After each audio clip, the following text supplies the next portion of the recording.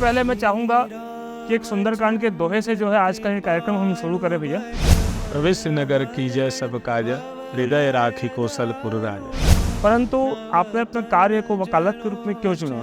जो आपका प्रकल्प है सुंदरकांड समिति जो आप लोगों ने बनाई हुई है, ये अस्तित्व में कैसे आया है? सुंदरकांड के पाठ करने से आत्मविश्वास में वृद्धि होती है। आप वकालत के क्षेत्र से जुड़े हुए हैं और दूसरी तरफ जो है आप सुंदरकांड के उद्घोषक हैं। ये प्रसंग है जब रावण के पास बांध के ले जाते हैं हनुमान जी को, तो वहाँ पर एक दोहा है, कपि ही बिलोक की दशानन ऐसा कही दुर्बाद, सुतवद सुरते किन्न पुनि उपजा हृदय विषाद। जब सांस का आना जाना बंद हो गया तो डॉक्टर बोल देता है ही इज नो मोर जी है ना।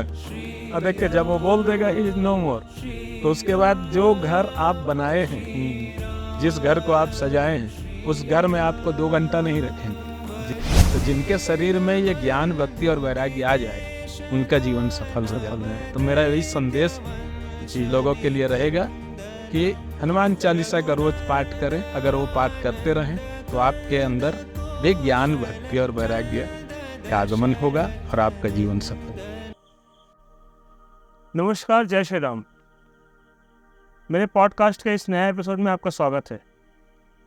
आज मेरे साथ हैं खरगोड़ा के अधिवक्ता और सुंदरकांड समिति के संस्थापक सदस्य श्री विद्याशंकर बलिदार जी। आपका बहुत बहुत स्वागत है भैया। आज हम इनके माध्यम से 2-3 विषय पर बात करेंगे वकालत के क्षेत्र में, और साथ साथ जो इनका प्रकल्प चलता है सुंदरकांड समिति का जो आयोजन होता है उसके बारे में हम सभी बात करेंगे। सबसे पहले मैं चाहूँगा कि एक सुंदरकांड के दोहे से जो है आज का ये कार्यक्रम हम शुरू करें भैया। तो आपसे निवेदन है कि एक दोहा जो है हमारे दर्शकों के लिए हो जाए। सुंदरकांड में जितने भी दोहा चौपाई हैं जी, लगभग सभी मंत्र हैं। और जैसे हम कोई काम प्रारंभ करते हैं जी, उसके लिए सुंदरकांड में है, प्रविश्य नगर कीजय सब काज, हृदय राखी कौशलपुर राजा। गरल सुधारि पुकर मिताई, गोपद सिंधु वनस। कोई भी काम प्रारंभ करने से पहले अगर ये चौपाई पढ़ा जाए जी, तो काम अवश्य सिद्ध होता है। जी बिल्कुल। पवन पुत्र हनुमान जी का नाम लेकर हम आज का ये अपना पॉडकास्ट का जो सीरीज़ है उसको शुरू करते हैं। तो सबसे पहले मैं चाहूँगा भैया आपका एक संक्षिप्त परिचय हो जाए। मैं मूल रूप से तो मैं तमनार का हूँ जी, मेरा जन्म तमनार में हुआ और मेरे पिताजी स्वर्गीय श्री विशिकेशन बलिदार जी शिक्षक थे। ठीक, उनका स्थानांतरण यहाँ हुआ गरगोड़ा में, खरगोड़ा प्राइमरी स्कूल में। ये वर्ष 1983 की बात। जी, तो वो यहाँ आए और यहाँ आने के बाद बहुत लंबे समय तक रहे तो उनको अच्छा लगा जी, तो यहीं फिर बस गए। हम लोग भी यहीं आ गए। वैसे मैं मिडिल स्कूल से यहीं पढ़ा जी, गरगोड़ा में कक्षा 8वीं से पढ़ा हूँ मैं जी, और हम लोग 4 भाई 1 बहन हैं जी, प्रायः मेरे पिताजी को तो सभी जानते हैं, बलिदार गुरुजी बोलने से सभी जानते हैं। जी बिल्कुल। मेरे बड़े भैया हैं श्री संजय बलिदार जी, जी, उनको भी सभी जानते हैं। वो भी अभी व्याख्याता हैं, चेलुंगा आत्मानंद में हैं। फिर मेरे से बड़े वाले भैया भी व्याख्याता हैं जी, और मेरा एक भाई भी वकील है जी, और एक बहन है, वो भी शादी होकर चली गई, सुखी परिवार। जी बिल्कुल। आपका पूरा परिवार जो है वो शिक्षा से जुड़ा हुआ है जी, और आपने भी एक शिक्षक के रूप में प्रशिक्षण लिया है जी।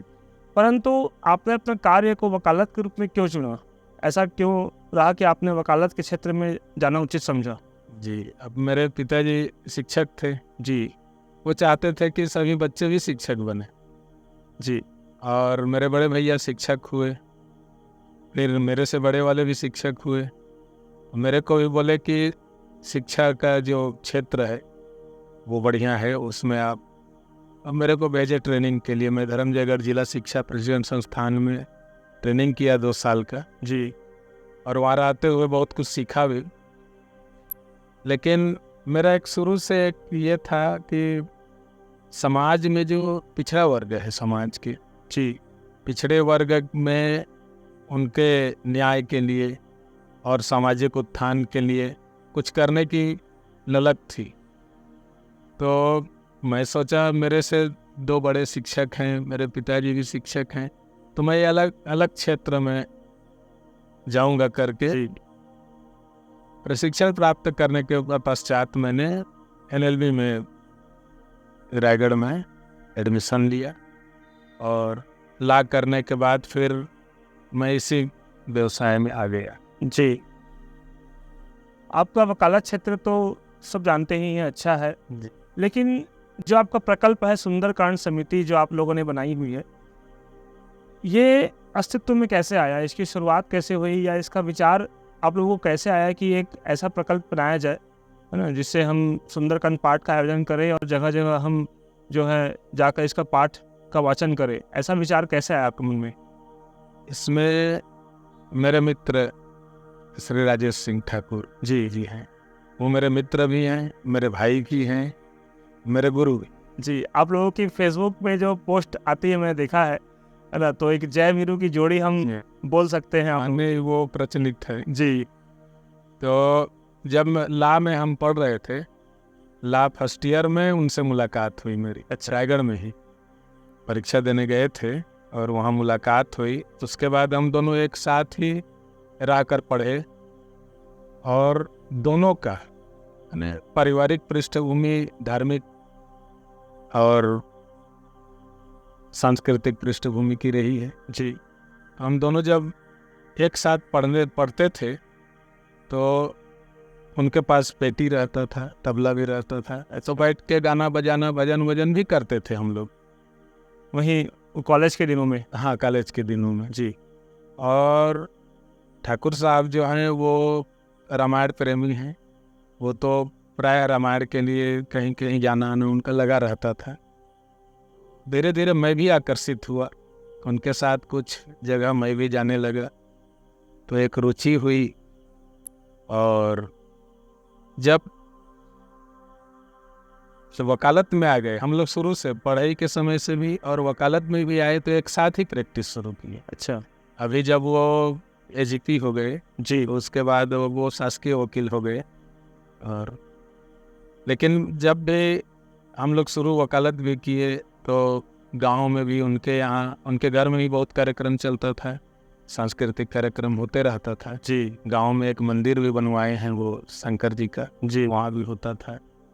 तो हम लोग दोनों बैठ के अक्सर बात करते थे कि ये जो रामायण गांव-गांव में प्रचलित, उसमें होता क्या है, एक तो आजकल के इलेक्ट्रॉनिक जो इंस्ट्रूमेंट्स उसमें होता है जी, और समय बहुत कम मिलता है। गांव में जैसे रामायण का कार्यक्रम हो रहा है 3 दिवसीय, 5 दिवसीय, 7 दिवसीय, 9 दिवसीय, अब जगह जगह जी रहता है व्यवस्था के अनुसार। हाँ, समय। तो उसमें क्या है, बहुत सारे गायक जो हैं, रामायण प्रवचन करता गायक आ जाते हैं, तो लिस्ट बनता है। लिस्ट बनने के बाद किस 10 मिनट 15 मिनट समय मिलता है जी। तो उसमें अभी अब सब अपनी प्रतिभा नहीं दिखा पाते, न कुछ समझा पाते। उसमें एक मारा मारी 10 मिनट के लिए है, जल्दी स्टेज में जाना है, गाना है, थोड़ा बोलना है। ठाकुर साहब और मैं अक्सर बैठ के विचार करते थे, तो बोले कि एक ऐसा कार्यक्रम किया जाए जी जिसमें कुछ समय मिले लोगों को सुनने का, जानने का। विचार करने के बाद यही समझ में आया कि ये सुंदरकांड पाठ करने से लगभग 2 से 2.5 घंटा अपना कार्यक्रम होता है जी, उसमें पूरा समय दे सकते हैं।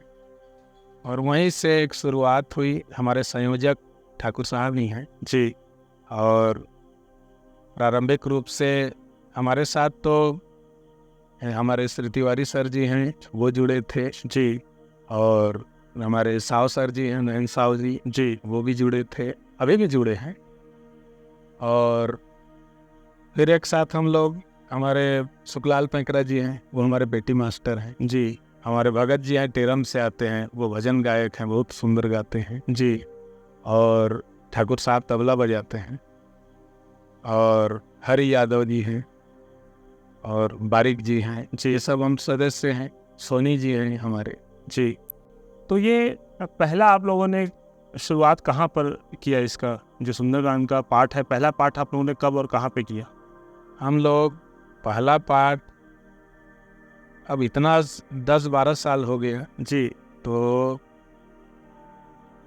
मैं जब शुरू किया, जी। समिति बन गया, मैं जब शुरू किया तो हम लोग तमनार में 5 पाठ किए। जी। वो शुरुआती दौर है। शुरुआत में 5 पाठ किए थे तमनार में श्री आकाश पटनायक जी के यहाँ। जी। और वहीं से मेरा नियमित हुआ है। वहाँ से आप जुड़े और मैं लगातार उन्हीं मसले से आप आज जुड़े हुए हैं। जुड़ा हुआ। जी। मैं चाहूँगा कि एक आप लोगों का जो सुंदरकांड होता है बहुत संगीतमय और बहुत अच्छा होता है, लगभग 2.5-3 घंटे का ये कार्यक्रम रहता है। तो एक आध अच्छा भजन के कुछ लाइनें आप सुनाएंगे तो जो हमको देख रहे हैं, सुन रहे हैं, उनको अच्छा लगेगा। भजन में ऐसा है, अब कई भजन हम लोग उसमें बीच बीच में जी प्रस्तुत करते हैं, तो उसको क्या है प्रसंग के हिसाब से भी करते हैं और कुछ समाज को संदेश देने के लिए। जी। यानी जैसे किस लिए आस छोड़े कभी ना कभी, क्षण विरह के मिलन में बदल जाएंगे, ये भजन के साथ जोड़ते हैं। जी। तो हम लोग सुंदरकांड को ही भजन के साथ जोड़ते हैं। यानी जैसे वैसे मैं राजन जी महाराज को सुनता हूँ जी, और उनका भक्त हूँ कहना चाहिए, और उन्हीं का भजन मैं ज़्यादातर कोशिश करता हूँ कि उनका भजन मैं सुनाऊँ। तो उनका एक बढ़िया भजन है ये, किस धुन में बैठा बावरे, ये समाज को एक संदेश है। हाँ।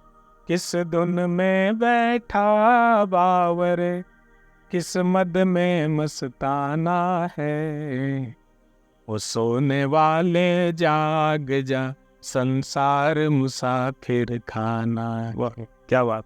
ये संदेश, माने हम लोग धन कमाने के चक्कर में 24 घंटा लगे रहते हैं। कभी भगवान का नाम नहीं लेना, कुछ नहीं लेना, ये सब गलत है। भगवान के पास जाके मांगते हैं, हमारे पास सब है लेकिन फिर भी मांगते हैं, ये दरिद्रता है। जी बिल्कुल सही बात है। अभी भौतिकता में हम सब इतने व्यस्त हो जा रहे हैं कि हम भक्ति भी आजकल ऐसा है कि देखते हैं हम कि जाते हैं जब बाहर कहीं, तो ये आता है कि हम जो है रील बनाने के लिए वहाँ जा रहे हैं, या और भी ऐसा संदर्भ देखे सुनने को मिलता है। तो ये है कि इस जो आपका प्रकल्प है, इससे समाज में एक वैचारिक जो है परिवर्तन कैसा आया है, किस प्रकार से समाज में जो है एक चेंजेस हमको देखने को मिला है, और साथ साथ ये कि आप घरघोड़ा में ही करते हैं या घरघोड़ा के बाहर जाते हैं, तो आप लोगों की क्या व्यवस्था रहती है, उस संदर्भ में आप थोड़ा बताएंगे। हम जब शुरू किए जी तो उस समय कम कार्यक्रम होता था, सप्ताह में एक आध कार्यक्रम हो गया। जी। धीरे धीरे घरघोड़ा में वैसे हमारा जो कार्यक्रम है उसमें हमारे श्री विजय अग्रवाल जी हैं। जी वो बहुत सहयोगी उनका रुख रहा, विजय अग्रवाल जी, सोमदेव मिश्रा जी, और हमारे घरघोड़ा के बहुत गणमान्य हैं, आप भी हैं उसमें। एक आप भी। बिल्कुल। आप लोगों का जो एक पाठ करने का तरीका है वो इतना अच्छा संगीतमय है कि वो एक 2-3 घंटे जो है समय मालूम चलता नहीं है, हाँ, कब निकल जाता है। तो यहाँ आप शुरू किए, धीरे धीरे ये हुआ कि लोग बाग अब जन्मदिन भी मनाते हैं अपना। जी। तो वो सुंदरकांड के साथ मनाते हैं बच्चों का। जी, ये एक बहुत अच्छा संदेश समाज में गया। हाँ, जैसे हमारे नीरू महाराज हैं जी, उनके यहाँ जन्मदिन सुंदरकांड के साथ ही मनाते हैं। जी। हमारे टेरम में नरेश बेरा जी हैं जी, वो भी सुंदरकांड के साथ जन्मदिन मनाते हैं। बहुत परिवार हैं कि अब सबका नाम लेना तो संभव नहीं है। जी। घरघोड़ा में ही बहुत परिवार हैं जिनके यहाँ अब तो ये स्थिति है कि शनिवार और मंगलवार को हमारा कार्यक्रम होता ही है। जी, बीच में भी जैसे जन्मदिन आ गया किसी का और कुछ छोटा मोटा कार्यक्रम हो गया, मतलब हर शुभ अवसर पे जो है ये आयोजन होता रहता है। हाँ। तो गरगोड़ा में ऐसा कोई मोहल्ला नहीं है, ऐसा कोई वार्ड नहीं है जहाँ हम लोग नहीं, और संभवतः ऐसा कोई घर भी अब नहीं बचा होगा, कुछ एक कुछ छोड़ कुछ एक को छोड़ के लगभग सबके यहाँ जी गए हैं और किए हैं। और गरगोड़ा के अलावा तमनार क्षेत्र में, लेलुंगा क्षेत्र में और आपका शक्ति में हमारा कार्यक्रम हुआ है, अंबिकापुर में हमारा कार्यक्रम हुआ है, और राज्य से बाहर उड़ीसा में सुंदरगढ़ में हमारा कार्यक्रम हुआ है। अच्छा, मतलब अब आप जो है क्षेत्र की सीमा को भी पार करके कार्यक्रम कर रहे हैं। हाँ जी। और रायगढ़ में भी कई स्थान पर हुआ, रायगढ़ क्षेत्र में भी हुआ है कई स्थान पर जी। तो वैसे एक कार्यक्रम हमारा बनारस में भी हुआ है। अच्छा, बहुत शानदार। हाँ, वहाँ श्री राम जानकी मठ है जी, वहाँ हम लोग गए थे, तो वहाँ भक्त लोग थे, हम लोग भी पेटी तबला लेकर पहुँच गए, तो वहाँ भी एक कार्यक्रम हुआ है हमारा। तो वहाँ पे आप लोगों ने पूरा एक माहौल अच्छा क्षमा बांध दिया ऐसा। और जैसे बाहर में हमारा कार्यक्रम होता है, उसका एक ये है कि हम लोग 11-12 सदस्य हैं। जी। सदस्य तो और हैं, रेगुलर हम लोग जो नियमित रूप से जो बैठते हैं जी, उसमें लगभग 11-12 रहते हैं। बाहर जाने के लिए जैसे गरगोड़ा से बाहर जाना है तो साधन हमारे पास भी है जी। तो जैसे मेरी गाड़ी है, और आप देवांगन जी थे उनके पास भी वाहन था जी। अब तो रिटायर होके वो चले गए अपना जी। और जैसे कोई बोलता है तो हम लोग बोल देते हैं कि भाई जाने आने का व्यवस्था अगर आप कर सको यथासंभव करते हैं। जी। हमारे जाने आने का पूरा व्यवस्था करते हैं, बाहर लेके जाते हैं और वापस भी छोड़ते हैं। तो ऐसा बाहर का कार्यक्रम हमारा होता है। आप वकालत के क्षेत्र से जुड़े हुए हैं और दूसरी तरफ जो है आप सुंदरकांड के उद्घोषक हैं, आप वो पाठ नियमित करते रहते हैं।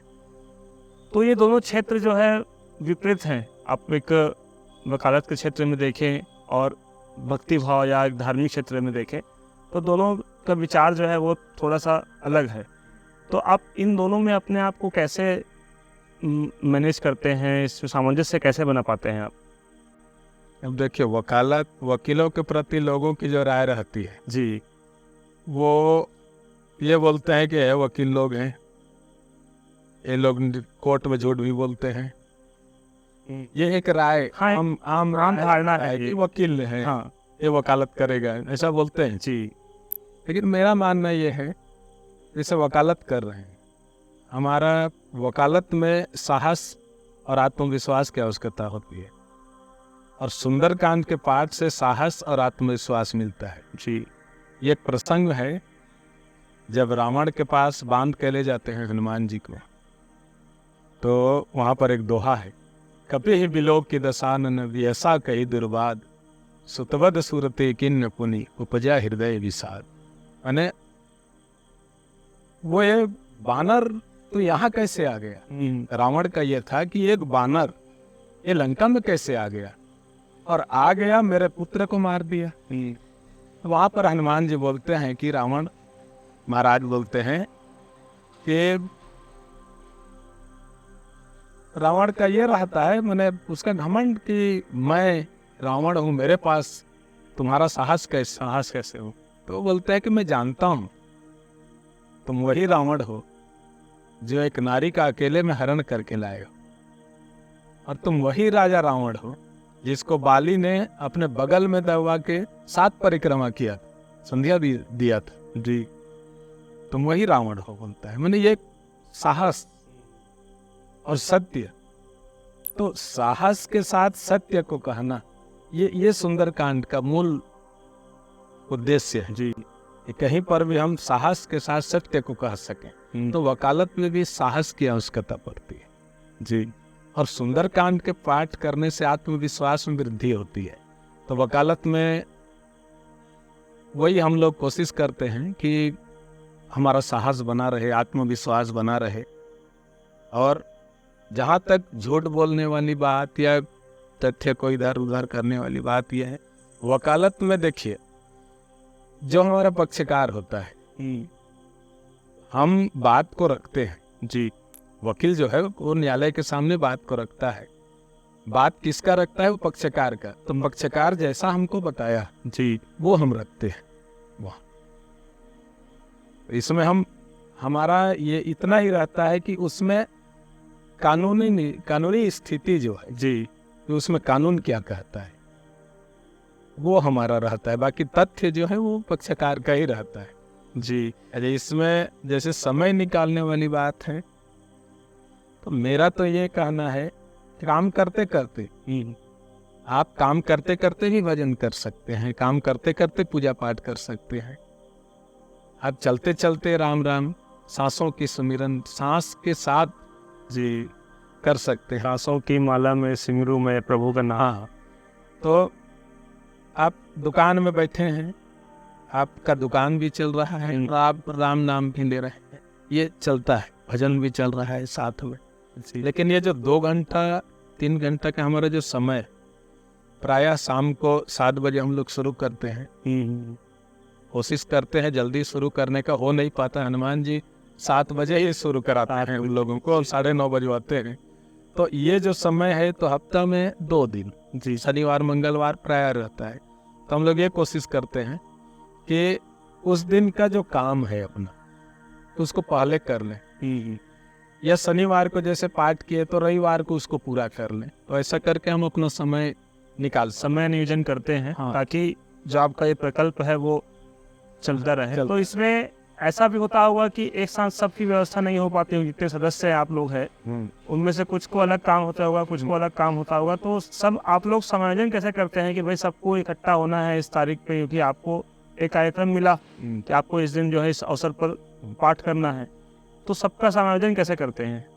अब उसमें 2 तो वकील हैं हम लोग जी, और 3-4 हैं वो किसान हैं और एक गुरुजी हैं जी, 2-3 रिटायर्ड से मैंने सेवानिवृत्त कर्मचारी हैं जी। तो हमारा पूरा इसका संयोजन हमारे ठाकुर साहब ही करते हैं। अच्छा, वो उनके ऊपर है, वो सबको फ़ोन करेंगे। और एक हमारा व्हाट्सएप ग्रुप है, सुंदरकांड पाठ समिति नाम से ही है जी। उस ग्रुप में हम डाल देते हैं कि इतना बजे अमुक स्थान जाना है।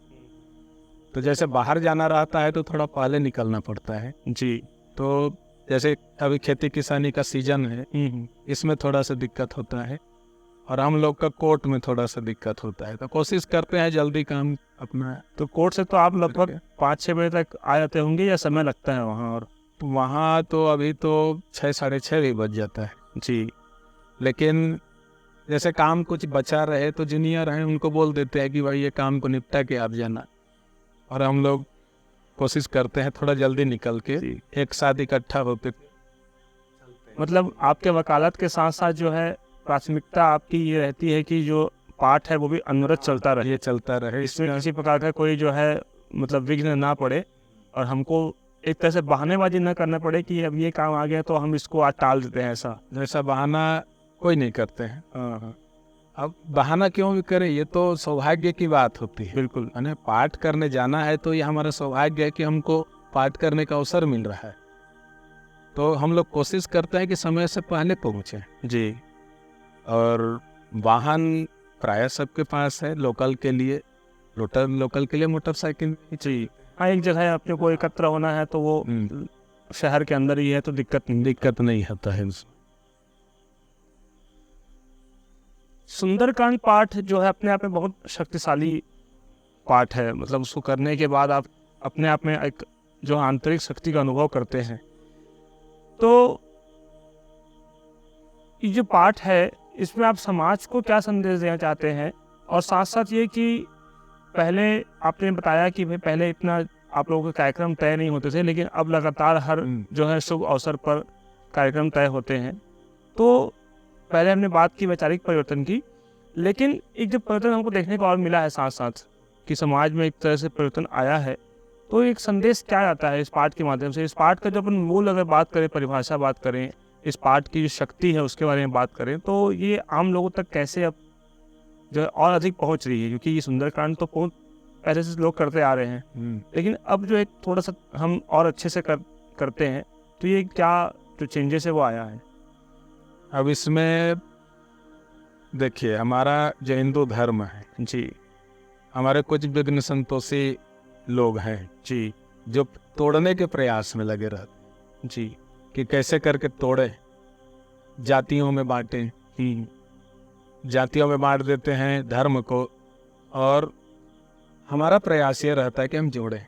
जी जहाँ भी जाते हैं हम लोग आह्वान करते हैं कि उसमें भाई पाठ में सम्मिलित होना है और सुन के लोगों को और सुनाना भी है।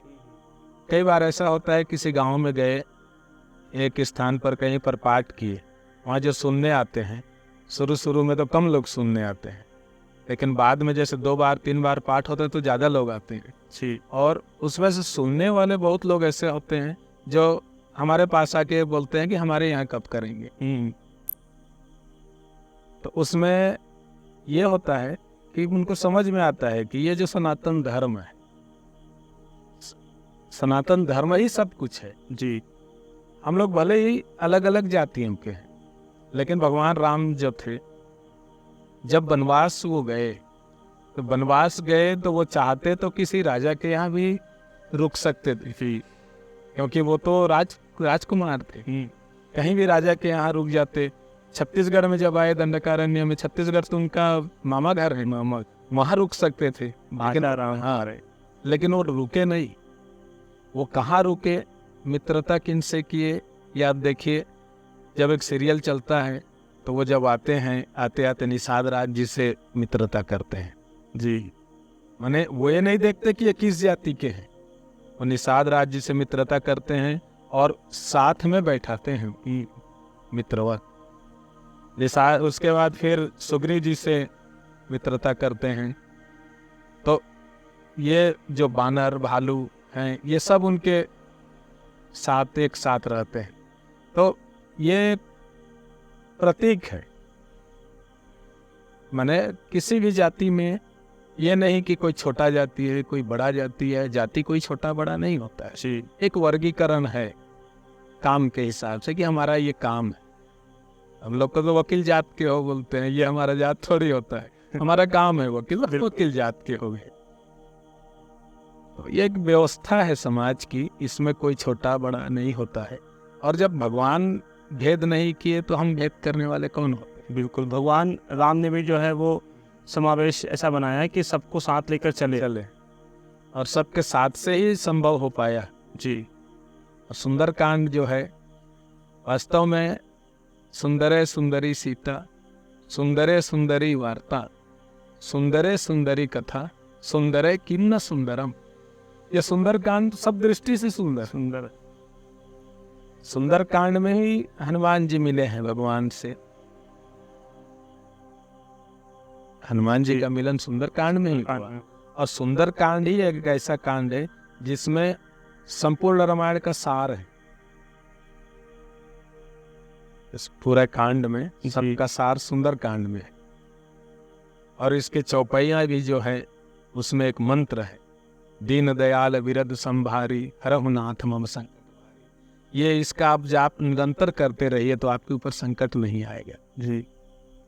तामस तन कछु साधन नाही, माने और बिनु हरि कृपा मिले ही नहीं संता, अब मोहि भरोसा हनुमंत जी। ये सुग्रीव जी के विभीषण जी कहते हैं, माने संत का मिलन हो गया। हनुमान जी जब मिलते संत का मिलन हो गया तो मेरे को भरोसा हो गया कि अब भगवान मेरे को मिलेंगे जी। मतलब एक आस्था और विश्वास जुड़ा हुआ है इसमें। अरे ये मेरे साथ भी हुआ जी।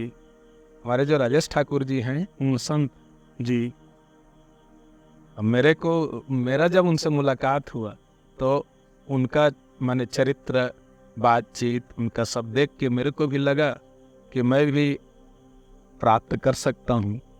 संत दर्शन हो गए जी जी। तो मैं उनको गुरु मानता हूँ। बिल्कुल, जो अच्छाइयाँ हैं उनको हमको ग्रहण करना चाहिए। बिल्कुल।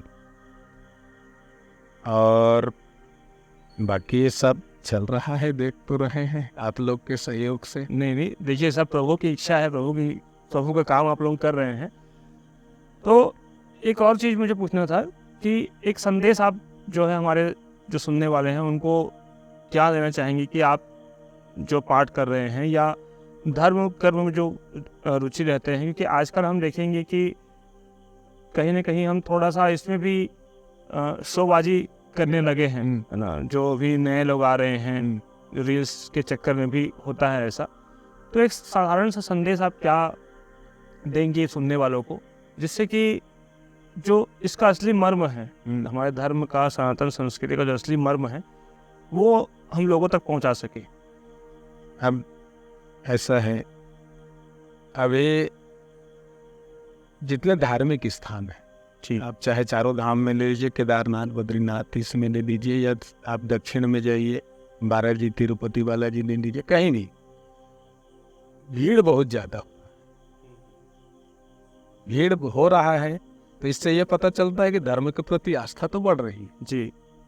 लेकिन उसमें एक ये होता है, जैसा अभी आप बताए, लोग बाग रील बनाने के चक्कर में और फोटो खिंचाने के चक्कर में, तो उसमें मेरा तो ये कहना रहता है कि आप दर्शन करें जी।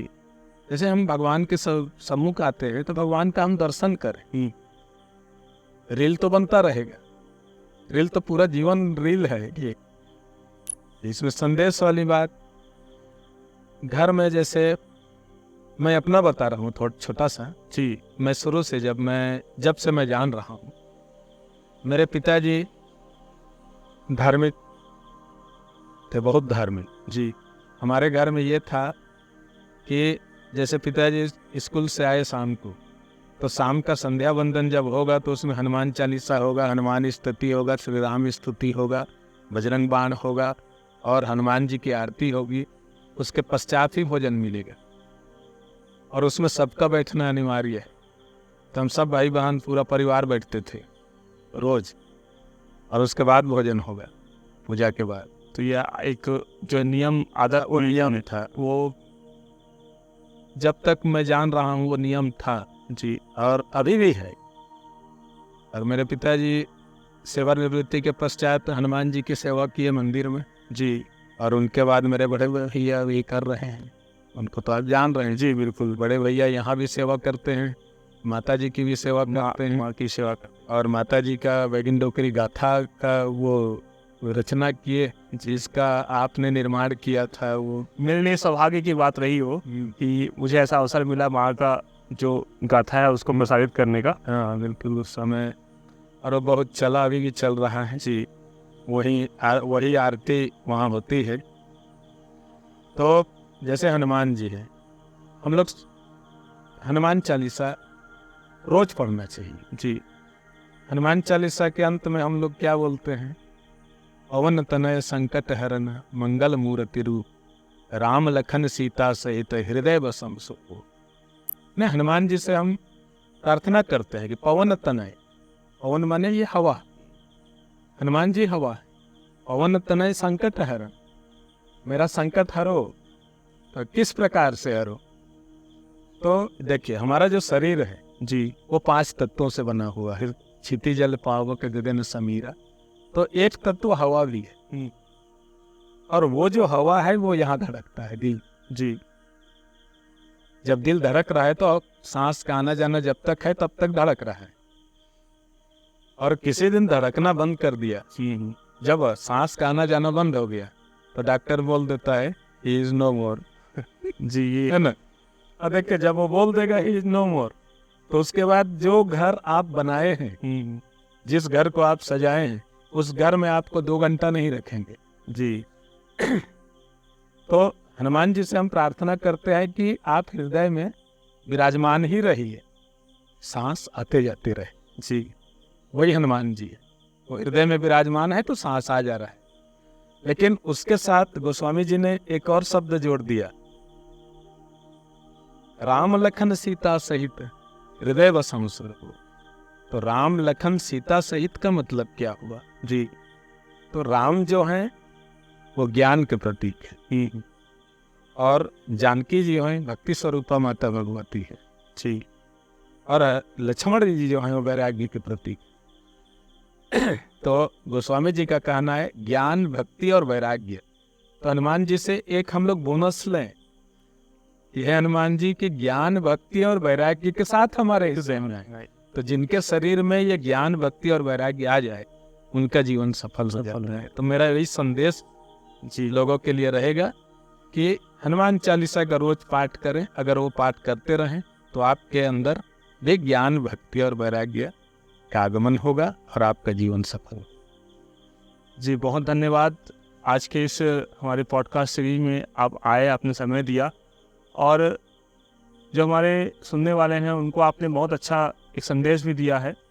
लोगों को सुंदरकांड के बारे में बताया भी, उसकी महत्ता आपने बताई है, आप लोगों ने कैसे शुरुआत की उसके बारे में विस्तार से चर्चा किया है हमने। इसके आपका बहुत बहुत धन्यवाद। आगे हम और नई सीरीज़ के माध्यम से आप लोगों के लिए नए विषय लाते रहेंगे। आप लोगों ने हमें धैर्य से सुना, इसके लिए आपका आभार, धन्यवाद। जय श्री राम, जय भारत, जय हिंद, जय छत्तीसगढ़। सादर जय सिया राम।